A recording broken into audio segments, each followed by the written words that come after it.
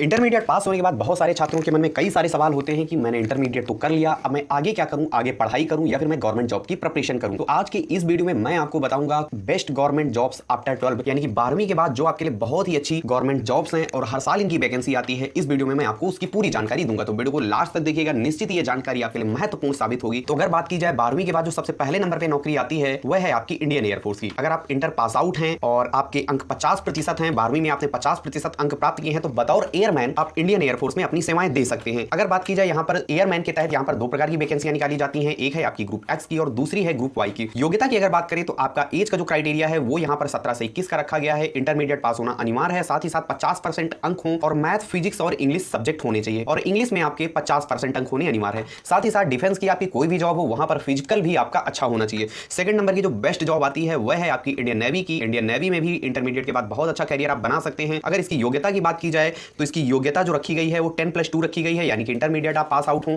और 60% आपको अंक इंटरमीडिएट में मिले हों और साथ ही साथ जो आपके सब्जेक्ट रहे हों वो मैथ, फिजिक्स, केमिस्ट्री या फिर मैथ, फिजिक्स, बायोलॉजी या फिर मैथ, फिजिक्स, कंप्यूटर, इनमें से ये सब्जेक्ट आपके अगर इंटरमीडिएट में हैं और आपके अंक 60% हैं तो आप इंडियन नेवी में आर्टिफिशियल अप्रेंटिस और एसएसआर के लिए आवेदन कर सकते हैं।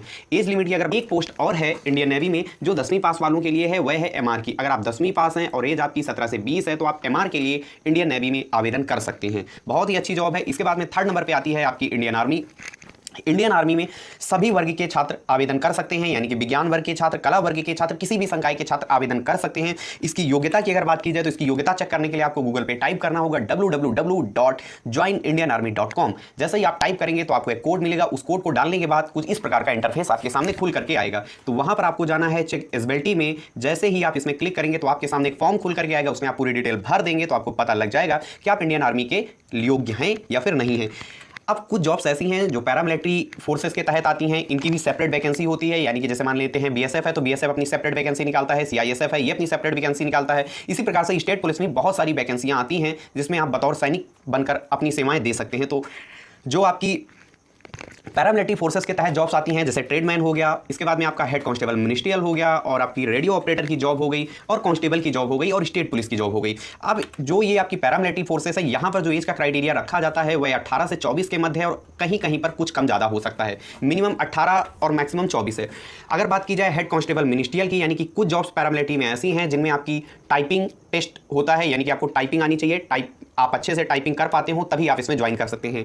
बात करें रेडियो ऑपरेटर की तो रेडियो ऑपरेटर में कहीं कहीं पर आईटीआई मांगा जाता है, तो इसके लिए आपको उनकी वेबसाइट पे प्रॉपर विजिट करना होगा और रोजगार समाचार पत्रों का सहारा लेना होगा। इसके बाद में जो बेस्ट जॉब आती है वह है आपकी स्टाफ सिलेक्शन कमीशन की, यानी कि एसएससी की। एसएससी के तहत 4 प्रकार की जॉब्स हैं जो इंटरमीडिएट के बाद और 10th लेवल के बाद आप इनमें अपना फॉर्म ऑनलाइन कर सकते हैं। तो वह कौन कौन सी हैं, तो इस पर आपका सबसे पहले नंबर पर आ जाता है सीएचएसएल, इसके बाद आपका आ जाता है स्टेनो और थर्ड नंबर पर आ जाता है आपका एमटीएस और फोर्थ नंबर पर आ जाता है एसएससी जीडी कांस्टेबल। बात करें जो एज क्राइटेरिया है तो एज क्राइटेरिया सबके लिए क्या रखा गया है वह भी मैं आपको बता देता हूं। एसएससी सीएचएसएल के लिए जो एज क्राइटेरिया है वह 18 से 27 है और स्टेनो की अगर बात की जाए तो स्टेनो के लिए एज क्राइटेरिया 18 से 27 ग्रुप डी और 18 से 30 ग्रुप सी के लिए एज का क्राइटेरिया रखा गया है। वहीं पर अगर एमटीएस की बात की जाए तो एमटीएस के लिए 18 से 25 आपकी एज होनी चाहिए और वहीं पर अगर बात करें एसएससी जीडी कांस्टेबल की तो इसके लिए जो एज रखी गई है वह है 18 से 23 के मध्य। एसएससी जीडी कांस्टेबल में आप बतौर पैरामिलिट्री फोर्सेस में सैनिक बनकर आप अपनी सेवाएं दे सकते हैं। एसएससी जीडी में आपको BSF, ITBP, CISF, SSB, NSG commando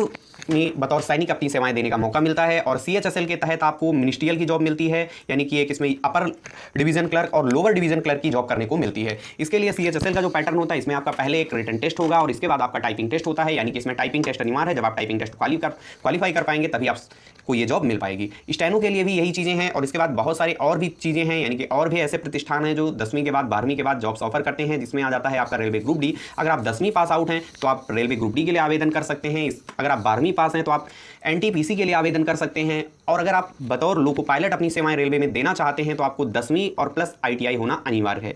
लेकिन इंडियन रेलवे का सीन ये है कि ये 3 साल या 5 साल में वैकेंसी आती है और वहीं पर अगर बात करें इंडियन आर्मी, नेवी और एयरफोर्स और एसएससी की तो इनकी वैकेंसियां हर साल आती हैं। जितने भी राज्य सेवा आयोग हैं, जो राज्य की रिक्रूटमेंट एजेंसी हैं, वह भी अपनी विभिन्न प्रकार की भर्तियां निकालती हैं, जैसे कि लेखपाल हो गया, पटवारी हो गया, ग्राम सेवक हो गया, जूनियर असिस्टेंट हो गया। तो स्टेट कमीशन भी बहुत सारी वैकेंसियां निकालता है। बस जरूरत आपको यह है कि आपको समाचार पत्रों का सहारा लेना पड़ेगा, वेबसाइट में प्रॉपर विजिट करना पड़ेगा, और इनमें जो सैलरी है, सैलरी भी बहुत अच्छी है। आप अपने करियर को बहुत अच्छा ग्रो कर सकते हैं, आपको बहुत सारी सुविधाएं मिलती हैं। तो ये कुछ बेस्ट जॉब थी जो आपको 10वीं के बाद और 12वीं के बाद जिनका फॉर्म भरने को आपको मौका मिलता है। वीडियो आपको कैसा लगा कमेंट बॉक्स से जरूर बताइएगा। अगर आपको कोई डाउट है तो वह भी आप कमेंट बॉक्स पे टाइप कीजिएगा। चैनल को अगर अभी तक आपने नहीं सब्सक्राइब किया, चैनल को जरूर सब्सक्राइब कीजिएगा। Thanks for watching me. Happy study, have a nice day, good bye, thank you.